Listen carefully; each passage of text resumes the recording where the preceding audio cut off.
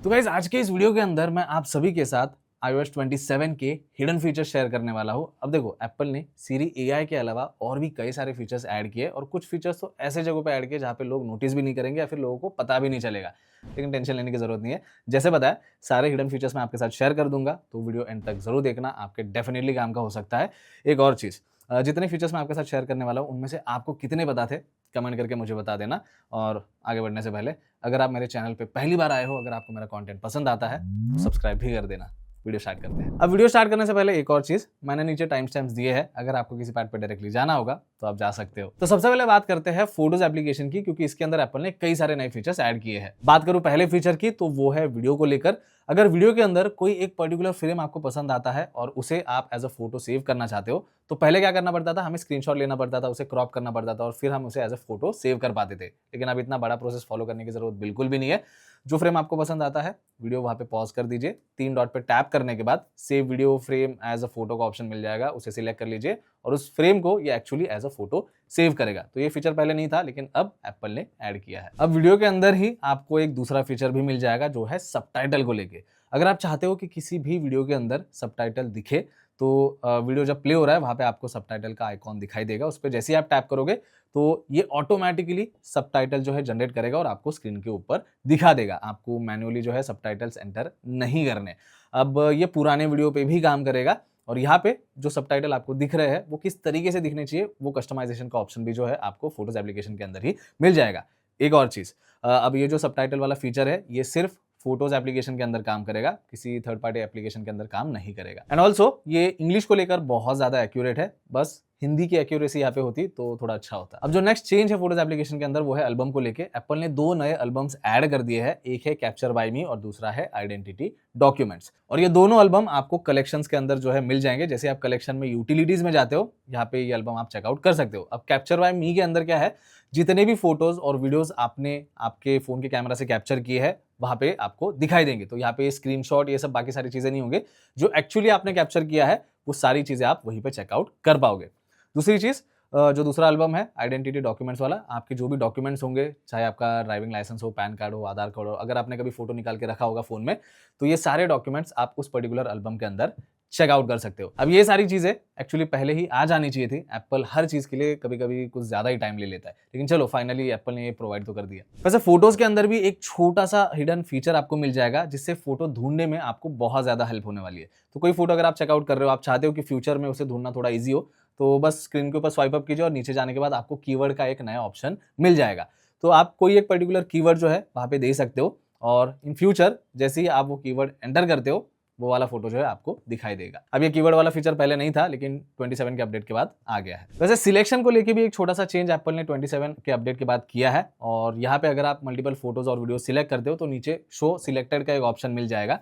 जैसे आप उस पर टैप करोगे तो जितने भी फाइल्स आपने सिलेक्ट की है वो सारी आपके सामने आ जाएगी। तो किसी फाइल को अगर आपको सिलेक्शन से हटाना होगा तो आप हटा सकते हो। उन्हें अगर आपको चेकआउट करना होगा तो प्रीव्यू का भी एक ऑप्शन आपको वहीं पे मिल जाएगा। नेक्स्ट हिडन फीचर आपको मिल जाएगा लॉक स्क्रीन वॉलपेपर के अंदर। देखो जैसे ही आप वॉलपेपर कस्टमाइजेशन में जाते हो तो यहाँ पे जो भी पर्टिकुलर वॉलपेपर आप उस टाइम पे यूज कर रहे हो, अगर आप चाहते हो कि वो वॉलपेपर थोड़ा सा एक्सटेंडेड फॉर्मेट में हो तो आप इजीली कर पाओगे। आपको ज्यादा कुछ नहीं करना है, फोटो को बस थोड़ा सा जूम आउट करना है और जो एडिशनल एरिया है एआई की मदद से वहां पे एक्स्ट्रा वॉलपेपर जो है जनरेट हो जाएगा। और सेव करने के बाद आप देख सकते हो पहले वॉलपेपर कैसा था और एक्सटेंड करने के बाद वॉलपेपर कैसे दिखाई देता है। तो ये एक हिडन फीचर है, शायद ही लोगों को इसके बारे में पता हो। एक और चीज आप यहाँ पे कर सकते हो, ओवरऑल लॉक स्क्रीन के ऊपर अगर आप चाहते हो कि टाइम जो बड़े साइज में दिखता है वो ना दिखे, ओवरऑल क्लीन लुक चाहिए, तो टाइम को भी आप उसकी जो पोजीशन है वो चेंज कर सकते हो और लॉक स्क्रीन के ऊपर आपको इस तरीके से एक ओवरऑल क्लीन लुक दिखाई देगा। अब जैसे आप वॉलपेपर कस्टमाइजेशन में जाते हो, टाइम के ऊपर टैप कीजिए, पॉपअप स्क्रीन के ऊपर आपको राइट हैंड साइड पे एक नया आइकॉन देखने मिल जाएगा। जैसे ही आप उस पर टैप करोगे तो जो टाइम आपको पहले दिखाई दे रहा था वो हट जाएगा, वो ऊपर आपको दिखाई देगा छोटे साइज में जहाँ पे डे और डेट दिखाई देता है और सेव करने के बाद आप देख सकते हो ओवरऑल कितना चेंज यहाँ पे दिखाई देता है। वॉलपेपर को लेके एक और छोटा सा चेंज है, जैसे ही आप नया वॉलपेपर ऐड करने जाओगे इस बार आपको इमेज प्लेग्राउंड का ऑप्शन भी दिखाई देगा। अब जैसे ही आप इमेज प्लेग्राउंड सिलेक्ट करते हो तो वहां पे आप इमेज डिस्क्राइब कर सकते हो कि आपको किस तरीके का वॉलपेपर चाहिए और जो भी प्रॉम्प्ट आपने दिया होगा बेस्ड ऑन दैट आपको एक वॉलपेपर क्रिएट करके मिल जाएगा जिसे आप एज अ वॉलपेपर यूज कर सकते हो।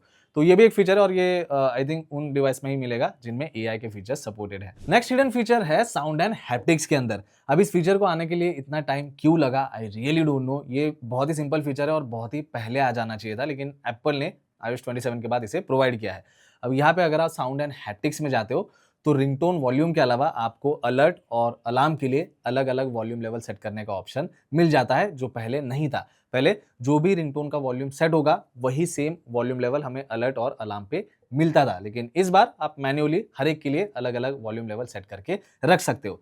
इन केस अगर आप चाहते हो कि जो रिंगटोन का वॉल्यूम है वही अलर्ट और अलार्म के लिए भी रहे, तो वहाँ पे आपको टॉगल मिल जाएगा, उसे ऑन कर दीजिए तो जो भी रिंगटोन का वॉल्यूम होगा बाकी चीज़ों के लिए भी सेम वॉल्यूम लेवल सेट हो जाएगा। अब क्योंकि ये फीचर पहले नहीं था तो बहुत से लोग जब iOS 27 पे अपडेट करेंगे तो इस फीचर को चेक करने के लिए साउंड एंड हैप्टिक्स में नहीं आएंगे, क्योंकि पता ही नहीं होगा। अब पता है तो अगर आपको हर एक चीज़ के लिए अलग अलग वॉल्यूम लेवल सेट करना है तो 27 पे फोन को अपडेट करने के बाद यहाँ पे जरूर चेक कर लेना। नेक्स्ट चेंज है कंट्रोल सेंटर के अंदर। अगर आप कंट्रोल सेंटर ओपन करके टाइमर मॉड्यूल पे टैप कर दो तो पहले क्लॉक एप्लीकेशन ओपन होता था, लेकिन अब वैसा नहीं होगा। अब जैसे आप इस पे टैप करोगे आपको टाइमर का नया एनिमेशन देखने मिल जाएगा डायनेमिक आइलैंड पे। अब ये नया वाला एनिमेशन थोड़ा सा ज़्यादा अच्छा दिखाई दे रहा है। आप मुझे कमेंट सेक्शन में बता सकते हो कि आपको पुराना वाला एनिमेशन अच्छा लग रहा था या फिर ये नया वाला। वैसे जो एनिमेशन आपको दिखाई दे रहा है, जैसे आप उस पर स्लाइड करोगे अलग अलग टाइमर आप सेट कर सकते हो।